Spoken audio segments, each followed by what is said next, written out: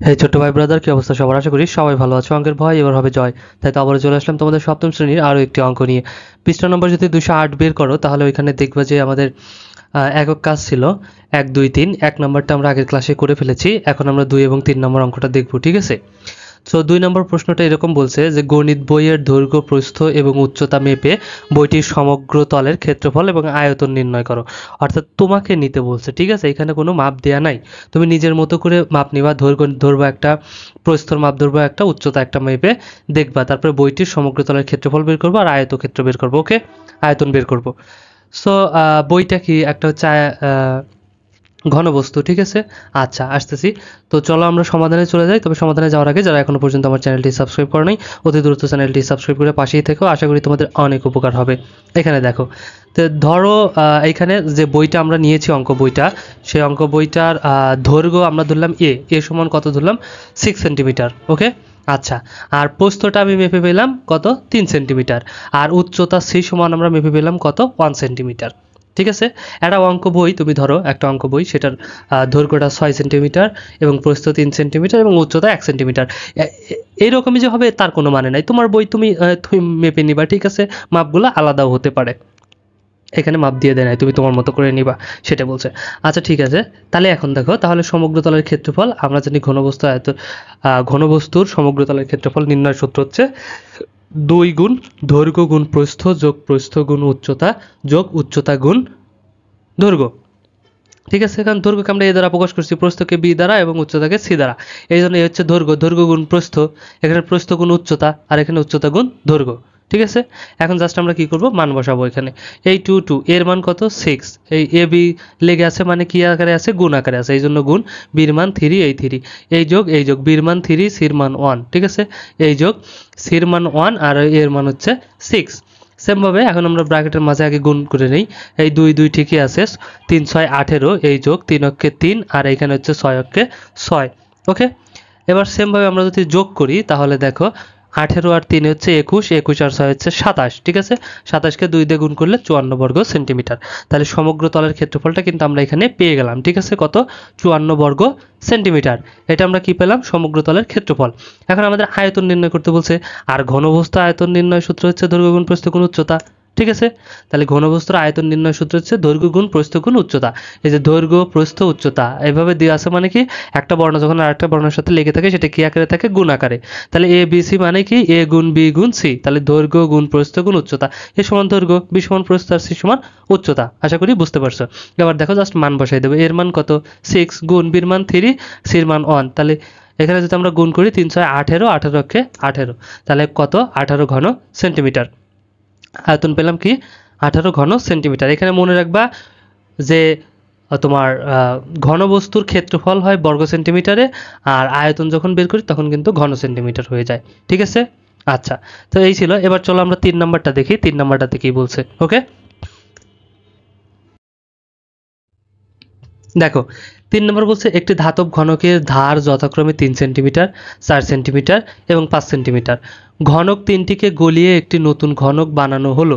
নতুন ঘনকের সমগ্র তলের ক্ষেত্রফল ও আয়তন নির্ণয় করো। অর্থাৎ এখানে যে মাপ দিছে এটা আগের মনে করো একটা ঘনক ছিল, তার এই 3টা ঘনক, এই একটা ঘনক, এই একটা ঘনক আর এই একটা ঘনক, ঠিক আছে?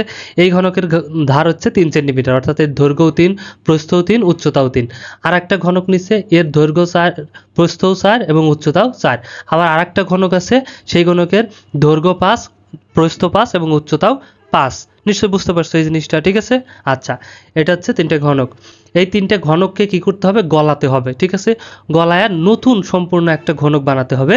এই 3টা মিলিয়ে যে একটা ঘনক তৈরি হবে, সেই ঘনকের ক্ষেত্রফল এবং আয়তনটা আমাদের কি করতে হবে? বের করতে হবে। ওকে, সেমভাবে চলো আমরা তাহলে বের করে ফেলি। এখানে দেখো 3 সেন্টিমিটার ধারবিশিষ্ট ঘনকের আয়তন তাহলে কত হবে? আমরা জানি ঘনক বস্তুর আয়তন নির্ণয় কি? দৈর্ঘ্য গুণ প্রস্থ গুণ উচ্চতা। আর এখানে ধার যেহেতু 3 সেন্টিমিটার ধার বিশিষ্ট, তার মানে দৈর্ঘ্যও 3, প্রস্থও 3 এবং উচ্চতাও 3। তাহলে দৈর্ঘ্য গুণ প্রস্থ গুণ উচ্চতা, তাহলে কত? 3 3 9, 3 9 27। সেমভাবে 4 সেন্টিমিটারের কত হয়ে যাবে? 64, ঠিক আছে? এবং 5 সেন্টিমিটার ধার বিশিষ্ট ঘনকের আয়তন কত হয়ে যাবে? 125, কারণ 5 5 25 আর 5 25 125 ঘন সেন্টিমিটার। এখন তাহলে দেখো উপরের 3টি ঘনকের আয়তন এই 3টেকে যোগ করে দেবো। কেন যোগ করে দেবো? কারণ এই 3টে ঘনককে গলায় সম্পূর্ণ একটা বের করতে হবে, তার মানে এই 3টেকে এক জায়গা করে দিতে হবে।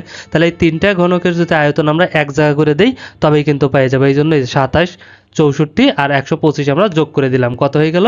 216 ঘন সেন্টিমিটার। এটা কিন্তু আমরা আয়তনটা পেয়ে গেলাম, আয়তনটা আমাদের আগে বের হয়ে গেল। ঠিক আছে, এখন সেমভাবে আমরা কি বের করব? চলো সমগ্র তলের ক্ষেত্রফলটা বের করি।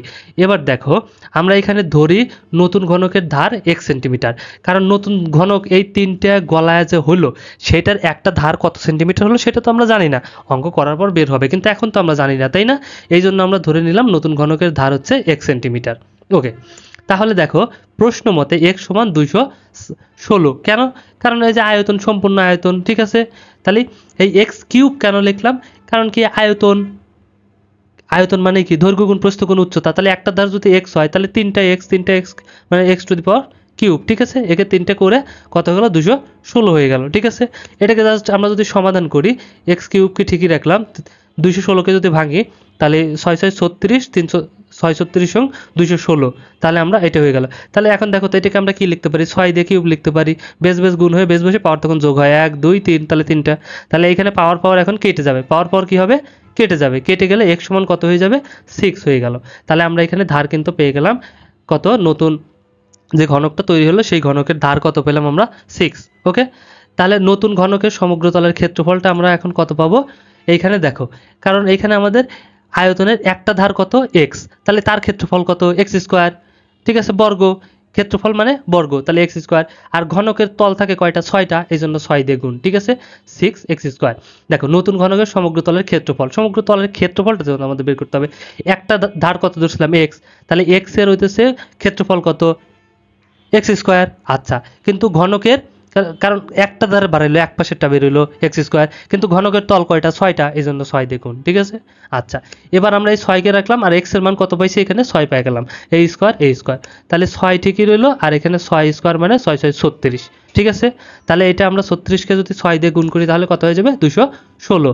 তাহলে এটাই হয়ে গেল সমগ্র তলের ক্ষেত্রফলটা আমরা পেয়ে গেলাম। এখানে আয়তনও বের হলো যা, আমাদের ক্ষেত্রফলও তাই কিন্তু পেয়ে গেলাম। ওকে, আশা করি বুঝতে পারছো। আর ভিডিওটা ভালো লাগলে অবশ্যই একটা লাইক দিয়ে দিও, আর বন্ধুদের সাথে শেয়ার করতে কিন্তু একদমই ভুলো না। দেখা হচ্ছে নেক্সট ডে, ততক্ষণ সবাই ভালো থাকো, সুস্থ থাকো, আল্লাহ হাফেজ।